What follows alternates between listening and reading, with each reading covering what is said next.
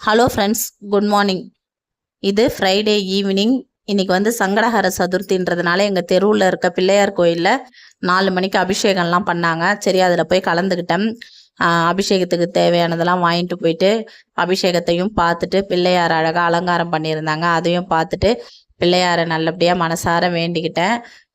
இந்த வீடியோ பார்க்குறவங்களுக்கும் அவங்க வேண்டுதல்கள் எல்லாம் நிறைவேறணும்னு சொல்லிட்டு பிள்ளையார்கிட்ட வேண்டிக்கிட்டேன். அப்புறம் வந்து வீட்லேயும் வெள்ளிக்கிழமைன்றதுனால கோவில்லேருந்து வந்து அதுக்கப்புறம் வீட்லேயும் பூஜை எல்லாம் பண்ணேன்.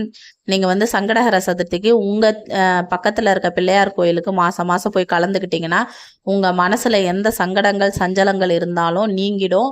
அதே மாதிரி வீட்லேயும் ஏதாவது சங்கடங்கள் இருந்தாலும் சரியாயிடும்.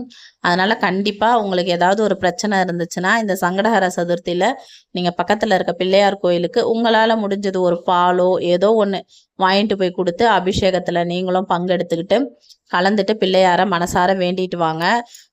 உங்களோட வேண்டுதல்கள்லாம் சீக்கிரம் நிறைவேறும். அது இல்லாமல் வந்து உங்களுக்கு ஏதாவது ஒரு சங்கடங்கள் இருந்தாலும் அதுவும் சீக்கிரமாகவே சரியாயிடும். நீங்கள் அது கண்கூடாவே நல்லாவே பார்க்கலாம்.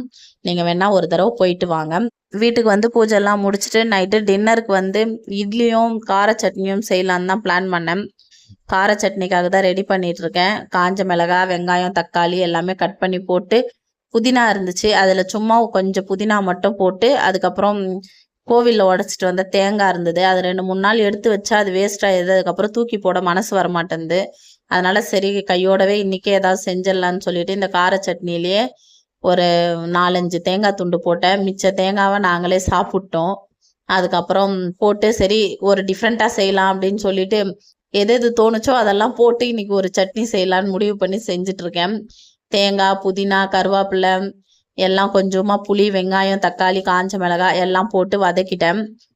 சட்னி அரைக்கலான்னு பார்க்கறதுக்குள்ளே கரண்ட்டு போயிடுச்சு. இன்றைக்கி என்னன்னு தெரியல, காலையிலையும் வேர்க்கடலைக்கு ரெடி பண்ணி மிக்சியில் எடுத்துகிட்டு போய் வைக்கும்போது கரண்ட்டு போயிடுச்சு. அதுக்கப்புறம் 1 ஹவர் கழிச்சு தான் கரண்ட் வந்தது. காலையிலையும் டிஃபன் லேட்டாக தான் சாப்பிட்டோம். ஈவினிங்கும் இப்போ எல்லாம் ரெடி பண்ணி அரைக்கலான்னு போகும்போது கரெக்டாக கரண்ட்டு போயிடுச்சு. அது எப்போ வந்து நான் எப்போ அரைச்சி சாப்பிட்றதுன்னு தெரியல. இன்றைக்கி எல்லாமே ரொம்ப நேரம் கரண்ட்டு போயிட்டே இருக்குது, என்னன்னே தெரியல. கரண்ட் வந்தோடனே அரைச்சிட்டு நாங்கள் டிஃபன் சாப்பிட்றோம். டாட்டா, பாய் பாய்.